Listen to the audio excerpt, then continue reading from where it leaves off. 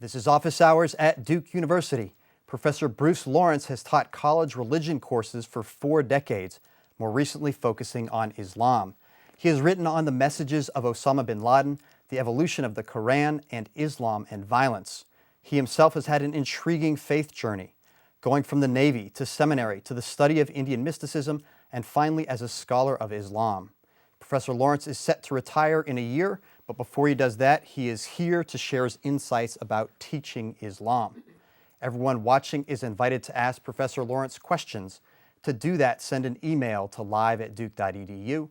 You can tweet in your question with the tag Duke Live or post it on the Duke University Facebook page. Here at Duke, Professor Lawrence is the Nancy and Jeffrey Marcus Professor of the Humanities. He was the inaugural director of the Duke Islamic Studies Center. In his many books, he has written about Sufism, religious fundamentalism, as well as the pronouncements of Osama bin Laden and the Quran. I'm James Todd with Duke's News Office, and Professor Lawrence, we are here at your online office hours. Thanks. So in talking about teaching Islam, you've taught a course this year on the Quran over time, and in it you use this approach of custodianship, asking your students to be custodians of certain Quranic surahs or verses. So can you talk about this idea of custodianship and why you use it in teaching Islam? Yes. Well, first of all, thank you for inviting me to do online office hours. I've been doing office hours, as you said, for almost 40 years at Duke, but this is the first time online. Okay. So thank Welcome you for the to privilege. Internet. Yeah, well, I'm glad to be part of the information age and now it's internet form. And I want to just say that this approach is not one that I sort of came up with haphazardly. It actually is a gift from another scholar, a person whom I met back in the 1990s, about 15, 20 years ago. And he was a devout Muslim, but also a scholar of literature. And he said to me, you know, I've known the Quran since the time I was a child, but he said it's not all a single book. It has different accents. It has different chapters or surahs, as you mentioned, and different ayah or verses. And he said, what I found most helpful for myself, and this is somebody speaking as an Arab, he's also an Arab and a devout Arab Muslim. He said, I found it very helpful to focus on particular parts of it. And I found that in talking to different people that they also accent different parts. I mean, think about the Bible, think about Shakespeare. Any really important work, you don't stress all parts of it equally. So he said to me, let's spend some time together. We spent 1 night, 2 nights, talked also during the day. At the end of it, he said, I think you ought to be a custodian of this surah. And it happened to be Surah Al-Zilzal, which is the one that deals with the earthquake, and this long before Haiti, in the Quran. And I said, what does that mean? And he said, well, there are 114 chapters. I have various other people I've met. I said, well, wait a minute, I'm not a Muslim. He said, it doesn't really matter. He said, custodianship means you're connected. And if you're connected to it, then you can try and dig into it. You can reflect on it. It can have meaning for you in different ways at different times. So anyway, I took that on, continued a conversation with him. Unfortunately, he died. He died about 3 years after we met. So he never completed his project, which was to have the Quran published, not as another translation, but as a custodial work where there would be 114 of us. Nobody would have more than one surah. Each would have a surah and both offer a translation into English and then a brief interpretation of it. So that idea stuck with me, and then when I later did my own brief overview of the Quran, what's called the Quran biography, I thought, you know what, I'll try this, and it's worked. To make my students do what my friend had me do, pick, in their case, 2 chapters, because the Quran is divided between an early period of very short, mostly short and evocative, almost lyrically charged chapters. Those are called the Meccan surahs. And then later, the Medinan surahs that tend to be longer, more prolix, although still with a lyrical element. And so I asked my students to be custodians of 2 surahs, one from the Meccan and one from the Medinan period. And when you say it worked, what was the result? What let you know that, yeah, this is the right way to go? Well, I think actually I could give many examples, but the one that comes to mind is a student in my current course. I won't mention her name, but she's a very devout Muslim woman, and she said, I've known the Quran since the time I've been very young, but she said it was always defeating to try and understand it because it's so much and it's so complex, and it's such a richness and opportunity there that it's not always clear how you do it, how you relate to it other than memorizing. There are many people, by the way, who memorize it They can announce and speak the whole Quran, but if you say, well, what do you mean about this or this? They won't necessarily know because they've got the totality of it, but not the insight of it. And so what I do is the opposite approach. I say, okay, tell me what you get from this. And this one woman happens to be from Africa, said, you know, I've known the Quran since the time I've been a little girl. I was raised in a devout Muslim family. I myself am a practicing Muslim. And she said, it wasn't until I took your course and thought about what surahs really stood out for me and what it would mean to have custodial care of them that the Quran itself began to open up. So if you will, it's from the bottom up, not the top down, starting with a couple and then saying, how do these illumine the whole of this book called the Quran? It sounds like there's a tension there. This particular student is a devout Muslim. Of course, not every Duke student that walks into this course is going to be Muslim, practicing or not. And so there's a tension between having a devotional kind of approach versus a more historical, philosophical approach. And how do you handle that? It's a great question. And I should just say in this present class, I have this devout Muslim woman student from Africa, and I also have an undevout. He's not untutored, but he's undevout in the sense of not being Muslim, and I don't even know if he's Christian, but he doesn't know Arabic, and happens to be from Southeast Asia, and is an engineering student. So, you know, when he took the course, I said, "Why are you doing?" He said, "Well," he said, "it looks like it might be fun." And I just saw him yesterday, and he said it's still fun, but it's a little tougher than I thought it would be. Okay. So what happens is I try and do all the way from a person who knows Arabic. I didn't mention this woman also knows Arabic, a devout Muslim from Africa who knows Arabic, to somebody who is untutored in Arabic, unengaged by Islam, but simply takes this course to fulfill, in his case, a humanities requirement as an engineering student at Duke. Well, that means you've got to be very careful that you don't dumb down to the student who knows a lot, but doesn't know the whole of it, or to ratchet it up so that it's so arcane that the student who's from engineering or some other branch of the world, academic or experiential world, doesn't relate to it.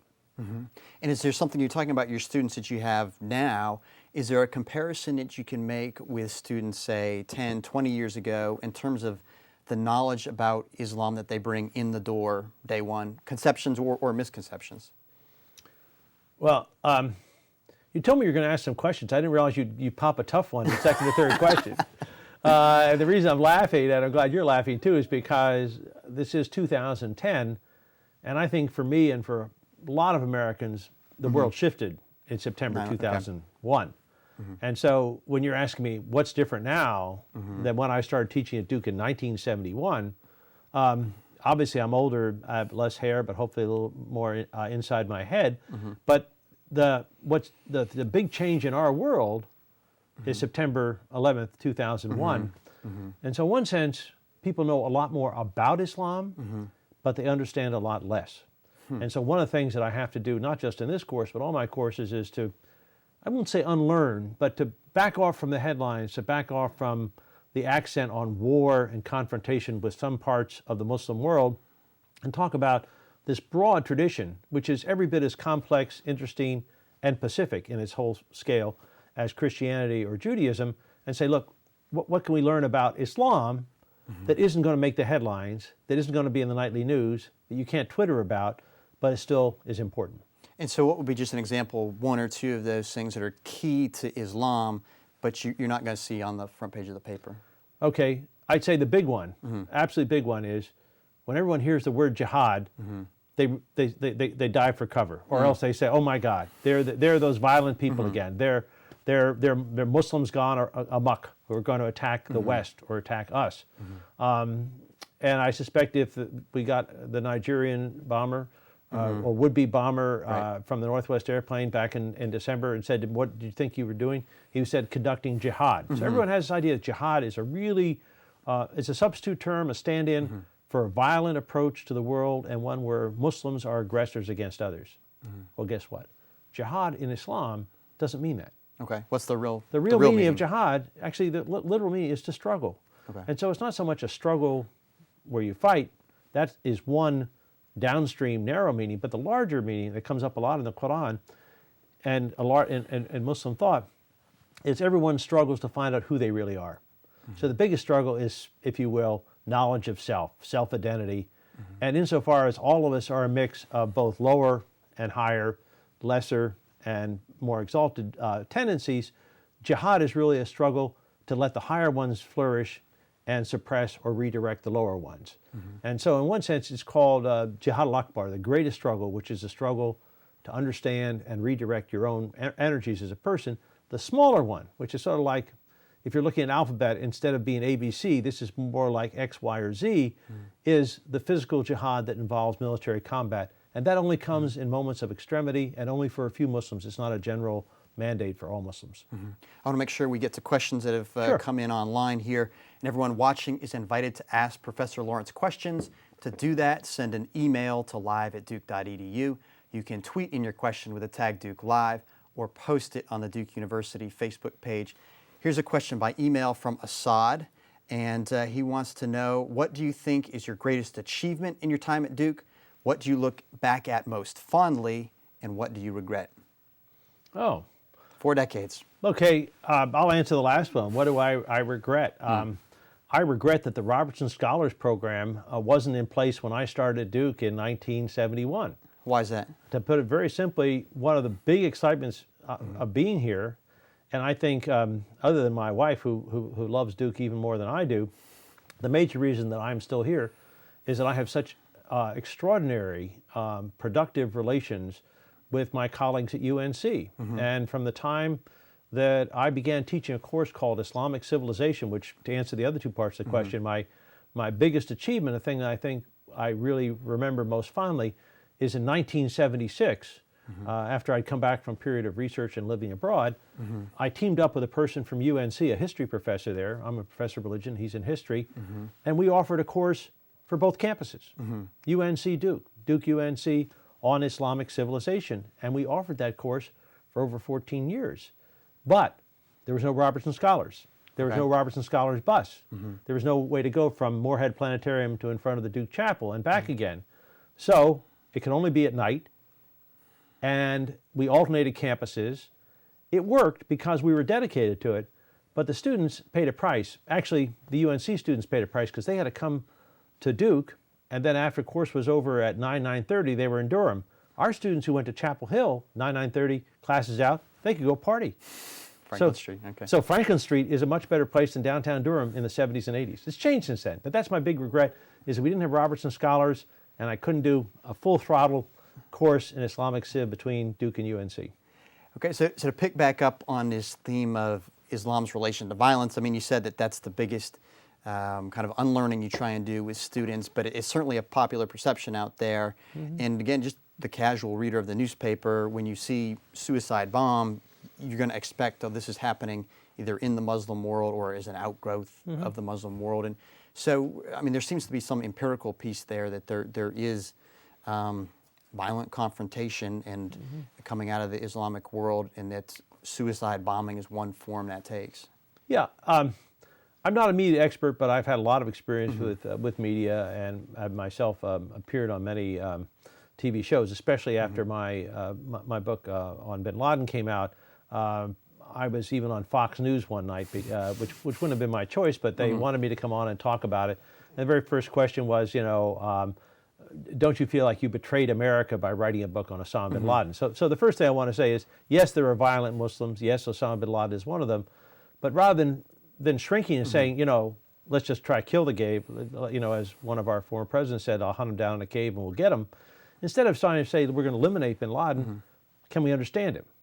And if we're going to eventually defeat this larger network called Al-Qaeda or Muslim extremism, we can't do it simply by saying, you know, if we win on the battlefield, we also win the battlefield of minds. So I guess I'm interested in the battlefield of minds, of understandings. And this represents a very, very, very small part of the entire Muslim world. The reason it comes up on the headlines is because, not of bin Laden, he's just a latter-day part of it, it's because of the Iranian Revolution. The Iranian Revolution happened in end of the 70s, and it brought to power somebody who is a marked religious figure who hated the West and saw the West personified in his own autocratic leader, that is the Shah of Iran. And so this whole idea that, first of all, Islam is there in the sidelines, but it's going to come back into center stage, was epitomized and catalyzed by Khomeini. So it's really been in the last, I would say in the last 30 years, from 78, 79 to now, that you've had this accent on political Islam and public Islam with a violent face. But if you go back over even the history of the United States, and if you go back over the larger history of Muslim interactions with the rest of the world, Islam and Muslims were not always inimical to the West, and in many, many places you have Muslims who engage, come to school, but also have extended relations with European and American countries and individuals. And I would point to President Obama as an instance of somebody who represents the Muslim world as Americans have experienced it. He grew up, part of his life was in Indonesia. And Indonesia is a Muslim country with which America's never had hostile relations. Most Americans know that there are a lot of Muslims out there, but only President Obama, among our highly elected officials, has experienced Muslim and Muslim life in Indonesia. And it's entirely different than in the Arab world or Africa or even South Asia. So the difficulty is that we haven't, as Americans, been able to live the life of someone like President Obama, or even to know people whom are in our own close-knit group or family who've lived in the Muslim world and seen that by and large Muslim society has a different pace, a different tone, obviously a different religion than some parts of the West, but it's not inimical and it's not violent, and the people who practice it, in fact, are in their own way as laudable and entertaining, even fun-loving people as others. Okay, we've got another question that's come in online, and everyone watching is invited to ask Professor Lawrence questions. To do that, send an email to live@duke.edu. You can tweet in your question with the tag Duke Live, or post a question on the Duke University Facebook page. This question comes from Essa, who asks, you were a professor of Islamic studies for nearly 40 years. What would you say, after your profound knowledge and study of Islam and Muslim societies and all its diversity, are one or more areas of learning that you would still like to explore? Oh, my, what a great question. The answer is, first of all, thank you for that question. And it's so wonderful that in all the build-up in the dependent clauses, I wasn't sure where you were going to go at the end. And when you said, what more would I like to explore? I think the answer to that, Essa, and all the rest of you who are listening, is many, many things. Let me answer it succinctly. I had lunch with one of my colleagues at UNC the other day, Professor Carl Ernst. And Carl said to me, so Bruce, when you retire, what's going to be your next book? And I said, actually, you know, come to think of it, there are 5. There are 5 books that I have in various stages of production. So as to the answer to your question is that one of the ones that I haven't written yet, but I've started to do some research on, is thinking about the Muslim world in terms of citizenship. In other words, certainly not the question of extremists or people like bin Laden, but who are the ordinary Muslims or the Muslims who experience life in your, I don't know whether this is a young woman or an older woman, I suspect it's a woman, but what is being experienced by the next generation of Muslims in various places. And so the 4 or 5 countries I'm going to look at are Egypt and Ethiopia in Africa, and also in Indonesia and the Philippines, and perhaps also Malaysia. 3 or 4 or 5 countries saying, what happens if you're Muslim and you're minority, as is the case in Ethiopia and the Philippines, or you're majority, as in Egypt and Indonesia? And what are the different expectations you have, both as a citizen and as someone who is compatriot with people who are non-Muslims? So that whole question, and that's something that's only come up for me as an interesting question about, in other words, Muslims as modern day citizens. That has only come up as a question for me since I applied for and was lucky enough to win a Carnegie grant. And that Carnegie grant goes from 2008 to 2010, but I've yet to finish the research. I plan to do more research and then do more. So that's one. And Isa, if I could answer the other one is, and it actually goes back to the question Assad asked, if I could do one thing differently, and one area where I wish I knew much more than I now do, is what I would call the range of performative arts. Okay. That is not just what Muslims know, what Muslims write about, not just Muslim intellectuals or Muslim cosmopolitans, but how do people perform music? How do they paint? How do they act? How do they express themselves as Muslims? And I have to say the most exciting thing that's happened to me in the last year and a half, 18 months, is when I went to Doha, Qatar, for just what I thought would be a public event celebrating the opening of a museum. My wife, Professor Miriam Cook, also teaches at Duke and is in Ames, which is Asian and Middle East Studies at Duke. And I thought, Miriam and I will just simply go there and we'll have a good time and come home. I saw an artist a Muslim artist whose work stunned me.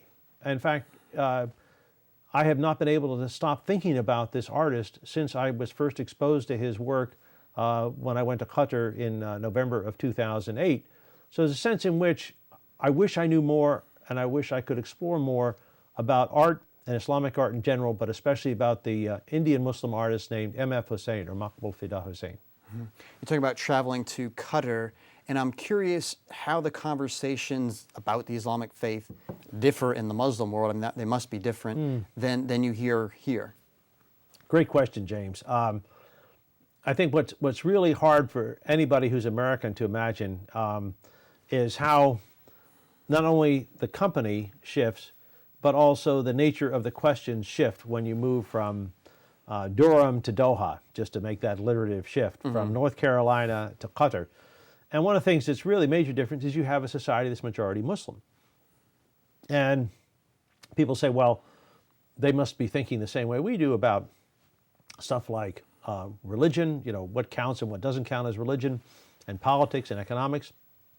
But actually, just to take one big instance of where it's really, really different, when you travel to majority Muslim countries in the world, you have to think about seasons, not just spring, summer, fall, winter, but the major time, which is Ramadan. Ramadan is a month-long fasting that actually is in testimony and tribute to the revealing of the Quran to the Prophet Muhammad in the 7th century. And so people remember that, and they do fasting from sunrise to sunset. So when you travel to a country, as Miriam and I have done many times, if you happen to go during Ramadan, your whole pattern changes. It's not just that you think and ask different questions, but you begin to think about what it is that I'm doing by not eating or drinking, by the way. The tough part is I can get along without eating, but not drinking any water from sunrise to sunset. Especially, we were in Yemen one time in 1983 during Ramadan, and it's very, very hard not to drink water. And you may say, well, why did I even bother? Because we're not Muslims. But one of the things that I think is really important to try and do when one is in a majority Muslim country is not only to talk the talk, but walk the walk, to be with people and be as they are. And so I've tried. I can't say I've always succeeded, but I've tried to observe Ramadan. And when you do that, you have a very different sense about how people engage, in this case, the Quran, but you can't really talk about Islam without the Quran. So that feeling you get in the experience of Ramadan, I think changes you, if you are open to it, changes you, whether you're Muslim or non-Muslim, in how you think about Islam and how you think about Muslims. Now, you just said that you'll sometimes adopt Muslim practices, but you're not Muslim yourself. And I think this brings up your own faith journey. I mean, students in a religion course are often curious, well, what does the professor really believe? And, I mentioned at the top there, you've been in the Navy, you've been to seminary, you've lived in India, you're now a scholar of Islam. So how do you grapple with these big questions that faith deals with, life and death and the self?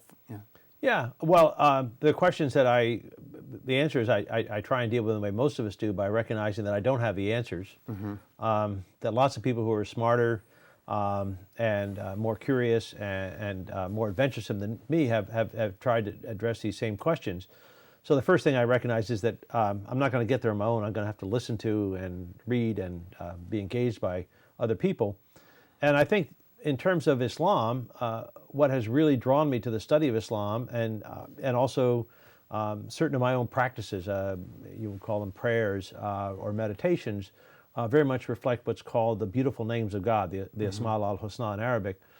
And I consider them as natural to who I am and the way I think and the way in which I try and direct myself to thoughts beyond this world, or at least this moment, in a Muslim vein. So I don't feel that I am leaving, quote unquote, my own commitment to a Christian aqidah or creed by virtue of being engaged by Muslim prayer.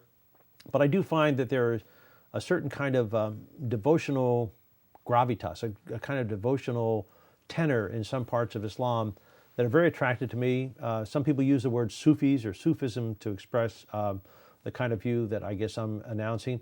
But I think it pervades even those people who are quote unquote orthodox or legalist and not regarding Sufism as a legitimate or even as a preferred path in Islam. Yes, I'm still a Christian. I'm an ordained Episcopal minister. One of my friends who was a colleague of mine here for a number of years, Vincent Cornell, is now at Emory, once said, you know, Bruce, you're hyphenated. I said, what does that mean, Vince? Because he's a Muslim. And I said, well, tell me what you think that means, Vince. And he said, well, you're an Anglo-Mohammedan. And so the Anglo part is both because I'm by looks I'm Anglo-Saxon, but also the Anglican, which is Episcopal, that was a joke, and Mohammedan because I spent most of my life and certainly a lot of my energies and interest with the Muslim world and with Muslim outlooks. So I guess if I had to say how has it changed me, I really am happy to be an Anglo-Mohammedan.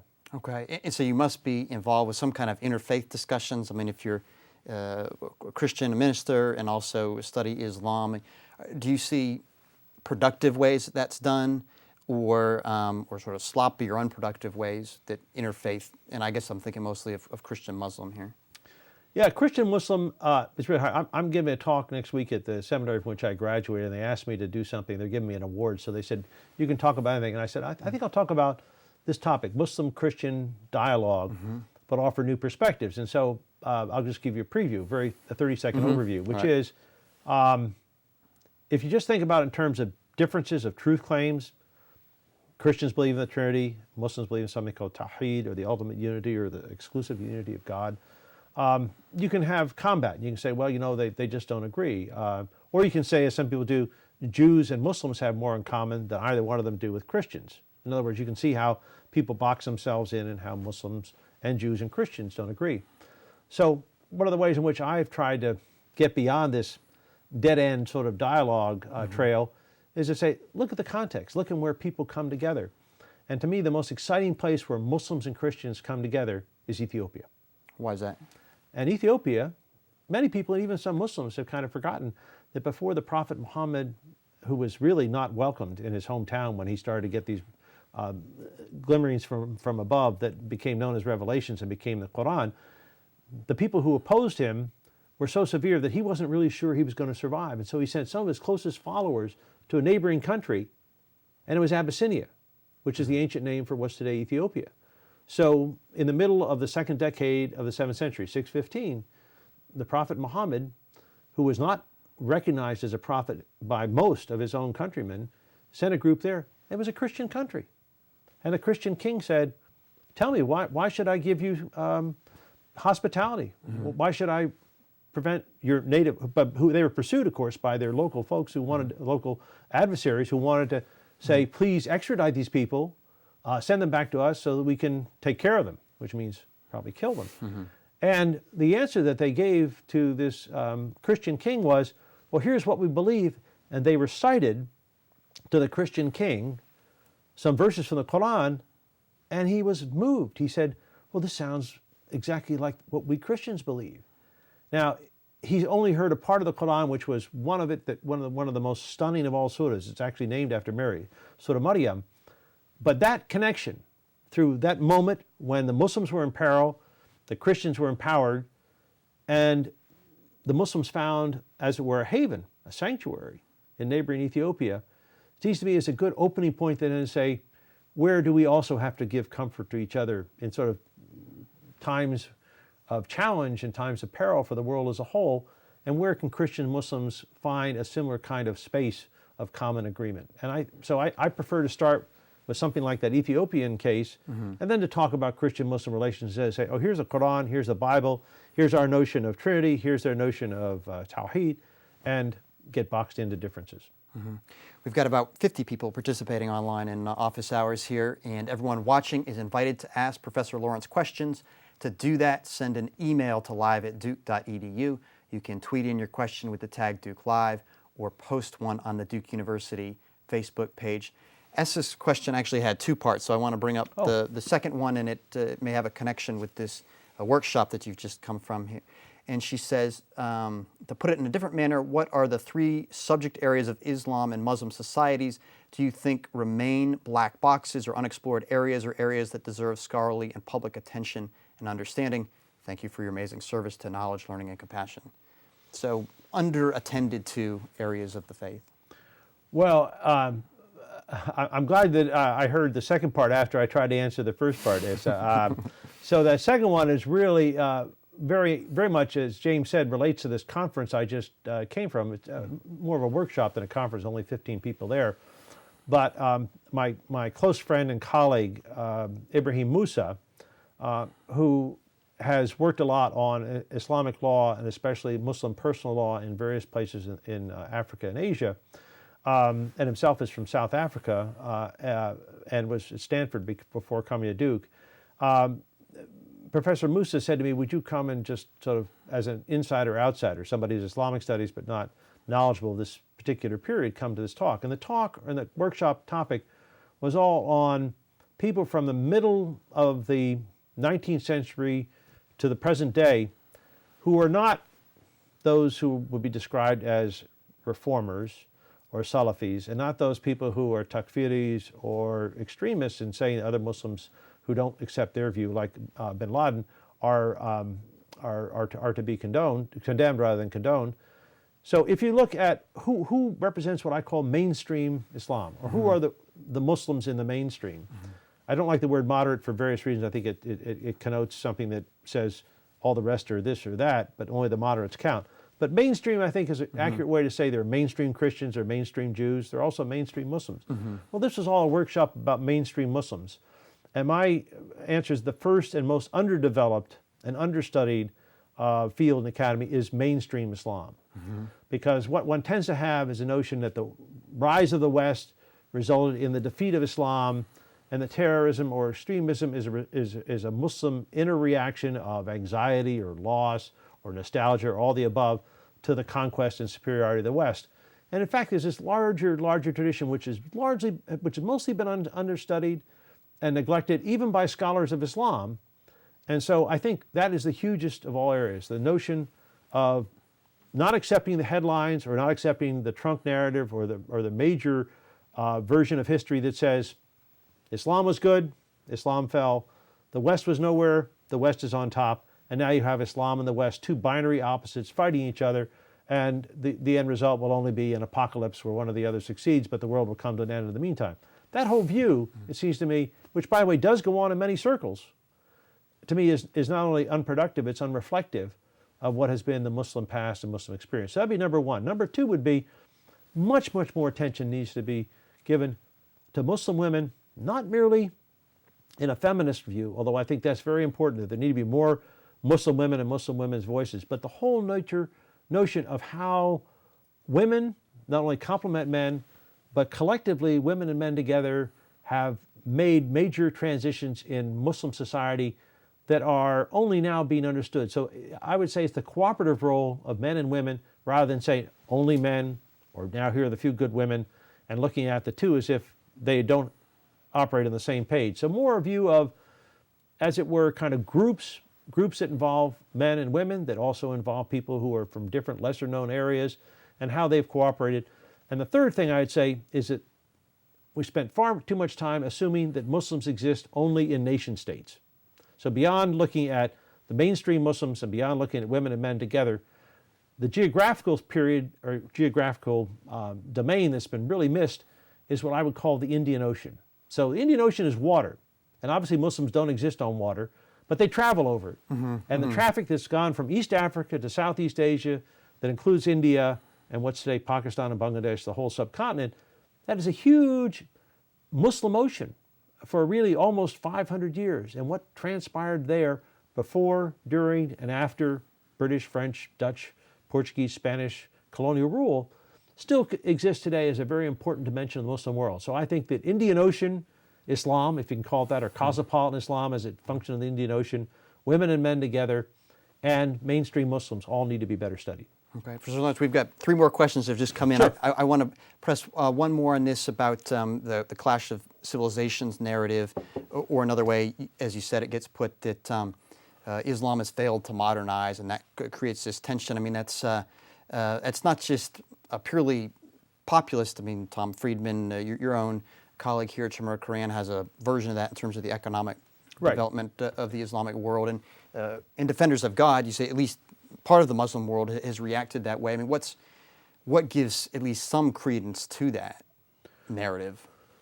Well, the reason that the narrative is there is that there is what has often been called the rise of technology and democracy and capitalism. The 3 big changes that have produced what we call the modern world. You can't have it without machines. You have to have a representative government, and you have to have a system of exchange that's in order to produce something called the modern world. It's more than that, but without those 3 elements, it's not modern. And so then if you do an index and say, where are Muslims in all this? Muslims are part of it, but they're part of it in a secondary role for most of the last 500 years. So those people who look at Muslims as playing a secondary role say, oh, if they're secondary, they must feel marginal. They must feel as if they only are consumers and not producers, as if they are the ones who are manipulated by others instead of being in charge of their own destiny. And some Muslims pick up that same rhetoric and say, the West has conquered us, because there have been colonial periods in much of Africa and Asia, and they involve Muslims and non-Muslims in various ways. The reason why that logic is faulty and that scholarship needs to be corrected is it only paints the headlines and only paints a kind of narrative of rise and fall that was popularized by a man named William McNeill, The Rise of the West, in which those 2 terms suggest that you have a fall and a rise, and the rise comes and the West is what has risen. In fact, much of world history is much more complex than the West or the East, than those binary things. So that, for instance, there are already changes going on in India and China in the early modern period that made it possible for colonialism to succeed in those areas, and then for post-colonial, after the British and the French and the Dutch left, for post-colonial societies, both economies and governments, to succeed in ways that were not entirely due to the West, but due to indigenous changes and to local actors. And my chief gripe with that, and Timur Quran's a good friend, but I disagree with him on this point very adamantly, is I don't think it has to do with a single factor that's Islam. I think it has to do with a whole bunch of other clusters of social and political, but also cultural traits that are not limited to religion, but where religion is sometimes made to be the single agent, when in fact, if you look beneath the surface, there are many other factors. Good.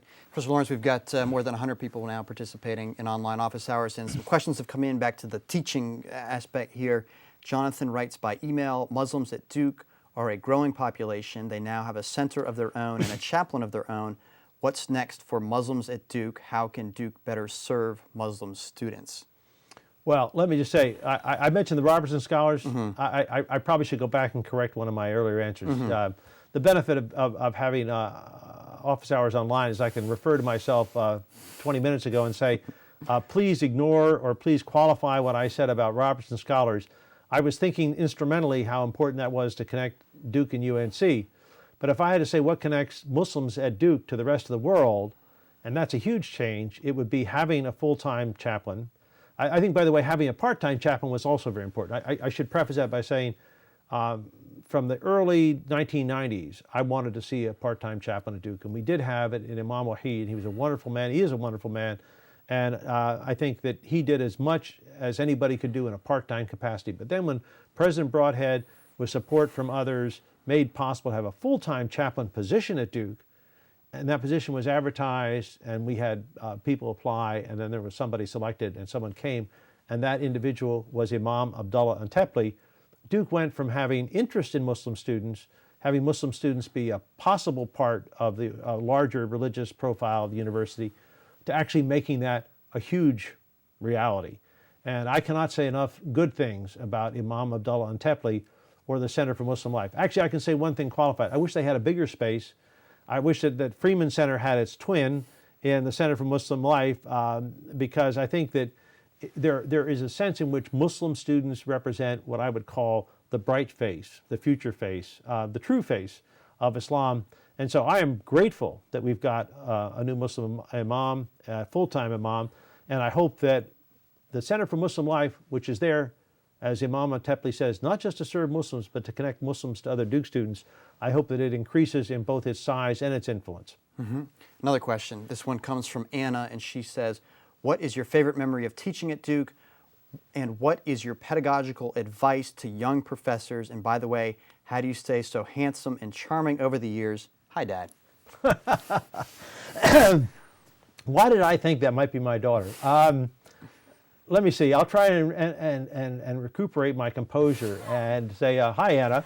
I have to tell the rest of the world to be more like you and less like me, so that they can enjoy the kind of expertise that you bring to the classroom. So I should just say that since my daughter's identified herself, that one of my happiest moments at Duke, it was to see her go to graduate school. I actually discouraged her. We have twin daughters, and one of them took my advice and didn't go into the academy, and she's happily employed on Wall Street. Well, that may be an oxymoron. She doesn't work for Goldman Sachs. No, okay. She's happily employed on Wall Street, but not at Goldman Sachs. And my other daughter is a professor of religious history, but American religious history in Florida. And so she's the one who's calling in. And I think the answer is that you have to keep up with the times, and you have to be able to do things with PowerPoints and not simply for lecture notes. And so one of the things that I've tried to do, I can't keep my handsome profile that I had when she was born. So what I have to do is to keep up a better technical profile. And I do that through the help of students like one of the earlier ones who called in, Jonathan. Every single one of my students knows much more about the internet and how to be online and be actively and sophisticated with technical devices. So one of the things to learn is that you can't do what your students can do. So learn from them, and then you can project better pedagogical techniques. So the technique is that you know something your students don't know, but they know better how to get it to fellow students. Okay. We've got another one here, and anyone that wants to get in last couple questions here for Professor Lawrence, you can send a question by email to live@duke.edu. You can tweet in a question with the tag Duke Live, or post a question on the Duke University Facebook page. This question comes from Dan, and he says, can you describe some of the changes in the characteristics of the Duke students who seek out your courses over your career? Second question, how have they changed, and how are they saying? We began to address this, so let me just roll in his third one so we've got it all out on the table here. You can answer whichever one you like best. Also, I am curious to know your thoughts about how the Quran and the Torah are similar, as in many ways the languages of Arabic and Hebrew being similar. Well, let me answer the first question about how has Duke changed and how Duke students changed. When I first came here in the early 70s, I taught mostly Asian religions. I had a course on Islam, but nothing like the course on Islamic civilization that I developed in 1976 with my colleague, Professor Herbert Bodman from UNC. But one of the things is that Duke students have changed dramatically. So there are many, many more students coming from overseas, many more Asian students, both South Asian and East Asian students, but also many more African American students. And I find many of them, I'll just say that one of my favorite students, who I could never have imagined being a student of mine in the 1970s, was a fellow named Shane Battier. Mm-hmm. Of Duke basketball fame. So Shane, if you're listening, hi. High five out there, Shane. Mm-hmm. And one of the things that was really remarkable is Shane Battier did not know Arabic, is not a Muslim, it's good Lutheran, or was a good Lutheran boy from somewhere in Minnesota. But he took my classes, and I said, so why are you doing this? And he said, well, you know, it really helps to know something about other religions. And by the way, it's also good when you're playing basketball to have some other thought in your mind besides who are you going to guard, who are you going to score, and just to get in a groove. So I would never have imagined back in the 1970s that I would have such a diverse student body, or that one of my favorite students was Shane Battier. And he probably to this day doesn't remember anything about the syllabus or the books he read, but he's got a couple of good mnemonic devices that maybe have guided him well through the years.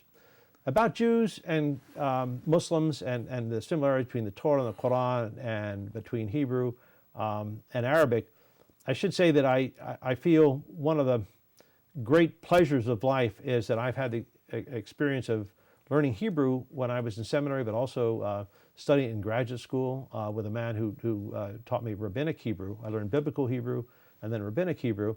think you've learned a dozen languages. Well, yeah, but you know, when you asked me what am I, one of the first questions was, what am I going to learn more? And the other, I'm going to learn more about the languages I supposedly know. So I don't really know as much as I'd like to know about Hebrew, or Arabic, or Persian, or for that matter, Bahasa from Indonesia, which I'd like to know very much better than I do. But I get deep satisfaction out of Hebrew, hearing it, reading it. The Psalms, I think the Psalms in Hebrew are unlike any experience, even the best translation of them in English. And what's really wonderful about Arabic is it has tonal qualities that reflect also some of the cadences of the fellow Semitic language, which Hebrew is. But the other thing that they have in common is that for Muslims, they don't only have the Quran, they have antecedent scriptures as also divinely validated. So the Torah. Dan asked, hi there, Dan. I think he's my son-in-law, Dan. Hi, Dan. Good to see you, and say hello to Emma for me, and also Jonah. So there's also a sense in which they know the Torah, that is because my son-in-law and my grandchildren are Jewish, they know something about the Torah in Hebrew, and its cadences. Arabs also accept the Torah and the Psalms as legitimate scripture. So that someone who's Jewish knows the Psalms of David, the 150 Psalms that are there as part of the Torah and also the Christian Bible, are acknowledged as divine revelation by Muslims. And so actually I have the privilege of listening to them also in Arabic. And so that's a wonderful way of sort of doing a cadence of the Hebrew original, the Arabic sequel, and then measuring how sometimes adequately, but mostly inadequately, the English matches it.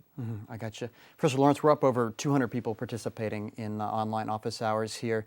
And just recently you gave your valedictory lecture for the Department of Religion here at Duke, which was originally talked about as a last lecture, but certainly will not be your last lecture, so an honorary lecture that you gave. And there is some intriguing biographical details in there, and I want to pick up on one of them. You actually served for a time in a naval intelligence unit, and then many years later you write this book about Osama bin Laden and his statements, and you end up, you said, briefing a psychological operations special forces unit about bin Laden.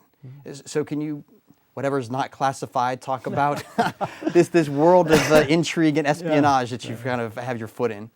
Well, actually, James, it's a great question. It does connect, as it were, my past and my present, in the sense that if you told me when I was in college that I might be serving in the Navy, I said, of course, I love boats, love sailing.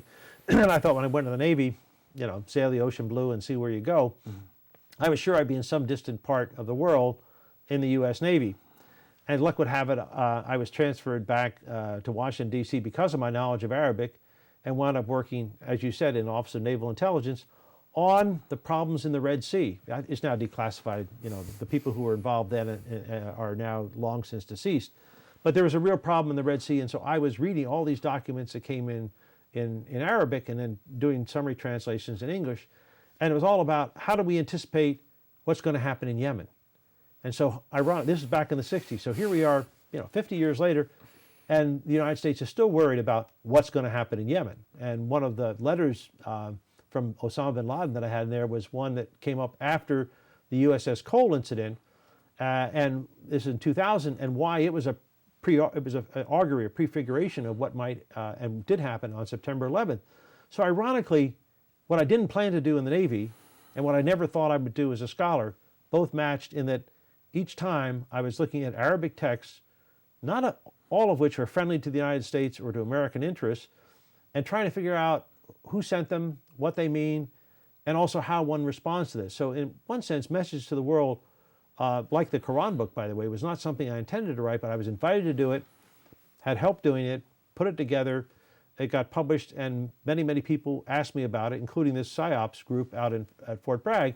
And the principal reason they wanted me to talk about it is they said, we have people who work on Arabic, we have people who are field commanders, we have people who really understand a lot of local lore about the Muslim world, and those cases where their Muslim enemies understand, but we don't understand the motivations. We don't understand the ideology, the worldview. So why have I gone to PSYOPs? And by the way, I've also gone to the FBI, the Federal Bureau of Investigation, and talked to their counterintelligence people. And I don't think that is a betrayal of my trust as an academic that I do it. I think as an extension of who I am as an American citizen, to go either to Fort Bragg, locally or to go to the FBI in D.C. and to talk about what I can share with them with my understanding of this worldview. And the two things I say in each one of these cases is, these do not represent all Muslims. These are the context, the specific historic context that produce, in the case of the USS Cole, that particular incident. In the case of bin Laden, the larger al-Qaeda enterprise of which he is the symbol, and to understand how it does not represent even all extremist Muslims. I mean, so one of the things that very, very important is to say, bin Laden is trying to project an image of himself, and what has to be understood is the image sells because there's the medium. And most people who think about this have forgotten that we did not have the opportunity for satellite television in the Arab world until the middle of the 1990s. It existed as a possibility, but an independent, non-government controlled satellite TV station did not exist till the mid-90s, and it existed in Qatar, Doha, Al Jazeera. And most people now know Al Jazeera, but they forget it's only 15 years old. Without Al Jazeera as a platform, bin Laden as an extremist would not be the name he is in the world today. In other words, to put it very simply, without the instruments of modern technology, someone like bin Laden would be another local threat in some place in the world that you read about in print, or you hear about on the radio, or maybe you see on television, but you don't have a constant interaction with them. So in one sense, the technology of modern information has helped to produce, or at least to project, the image that bin Laden himself has. Now, something you say in here is that you call bin Laden a polemicist. Yes. And in a way, he represents a fringe, but you also say he's also a kind of hero in at least broad parts of the Muslim world. So, I mean, is he fringe or is he hero? And just parenthetically, I should say that Dan emailed back in to say he's not your son-in-law, he's the father of one of your freshman students, Max. So oh, well, it's cleared up. Thank you. But I won't grade Max down because of Dan's self-revelation. So to press one more time on bin Laden, because I think it brings together some of these threads. I mean, you know, fringe fundamentalist nut or kind of austere, orthodox, heroic Muslim. Who is he? Well, I mean, you see, I'm so glad you did that follow-on question, because bin Laden projects himself as if he is the voice of all Muslims. In fact, he would not say he's a mujahid, would not say that he's a Muslim extremist or somebody who articulates military action, asymmetric warfare, as his way of producing what he hopes will be a favorable outcome for Muslims. But bin Laden does not speak for even all extremist Muslims. And the question is then, how does al-Qaeda, through bin Laden and through Ayman Zawahiri, try to project itself as representing everybody from Nigeria to Malaysia, and say all these groups in between are really part of our franchise. Now, why do they succeed in doing it? Bin Laden, the reason why you see more bin Laden than Ayman Zawahiri is, quite frankly, and I say it in this book, bin Laden is a polemicist. Polemicist means you argue against somebody else. I would just say this categorically. Rush Limbaugh is a polemicist. He also happens to be a radio announcer. But because, and by the way, just to show that I'm ideologically neutral, Rachel Maddow is also a polemicist. But you don't think of that. You think because, one has a TV program, I think it's called the Rachel Maddow Show. Another has something called the Rush Limbaugh Show. But their way of argumentation is always to set up the opposite and to prove that they know better than the person who takes the opposite stand. This is a typical, in fact, it is a time-worn and successful polemical tactic. And bin Laden does it. I'm not comparing bin Laden to Rachel Maddow or Rush Limbaugh, but he does it. Bin Laden does it so successfully because he has figured out who wants to feel bad about Islam in the modern world. And he wants to touch those buttons and say it's all about territory. It's all about who controls the Holy Land, meaning Haram al-Sharif in Jerusalem, Palestine/Israel. Who is it that really controls Chechnya in Russia? Who is it that controls Kashmir in India? And every place where he can, he says, you see, it's these foreigners, these non-Muslims, these kuffar, unbelievers who control Muslim territory, and I want to defend it. So he redresses all of world history, forgets about the Indian Ocean connections I talked about, forgets about mainstream Muslims, forgets about women and men working together. He says, by the way, there are no women in his world. There are women as wives, but no women actors in bin Laden's world. It's only men, patriarchal men, standing in for all of Islam and doing the work of Allah. Now that's a simplistic reductionist view, and the reason it appeals to some people is because there are some beleaguered, troubled men who happen to be Muslim as well as Jewish, Christian, or secular, And he's directing his message saying, and there are also young people who are unemployed. The world system isn't even. So he appeals to that disenfranchised male element in the Muslim world. Now there is this concept of a ummah and a caliphate, that he's drawing on that's part of the Islamic tradition. An Islamic civilization that spreads across the kind of middle band of Eurasia and North Africa. But the two are different. Okay. The caliphate and the ummah are two different things. They've been conflated by bin Laden. So you're right. Okay. You're right. No, Okay. You're absolutely right when you say ummah, khalifa, or caliphate. But what he is doing, bin Laden is saying, look, this terrible thing happened with the caliphate, that it was abolished in Turkey in the 1920s. And and it was by somebody who was secular, influenced by the West. So this virus of the West influenced Ataturk and brought in a secular government to Turkey.